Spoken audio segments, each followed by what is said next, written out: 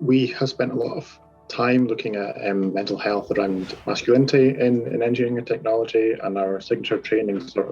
is about how we can connect diversity and inclusion to the male majority of engineering. Is that perhaps male engineers feel less inclined to take part in diversity and inclusion, but if we mention mental health as a underrepresented area, perhaps in engineering, that is the majority of men who suffer from poor mental health and suicidal thoughts in engineering. So we've looked at how we can use that as a tool to say, think about your mental health and how we can support that, but also how that relates to diversity and inclusion and how you perhaps feel excluded in the discussions around things. You have your own aspects that need to be looked into. So we've spent a lot of time looking into that. And following on from what Paul was saying about gathering data, it's sort of invaluable to understand where an organisation is with the mental health of their staff, but also the sector as a whole. Different groups, as Paul was saying, have different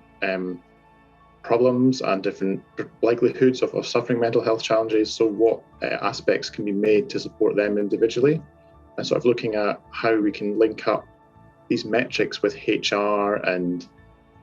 like lost hours and sort of seeing, well, these are talking about physical challenges and people take time off, but is there enough being done to link mental health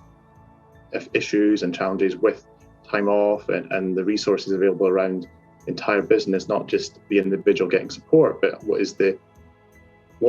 being changed in the entire way that the business runs and supporting that, ensuring individuals and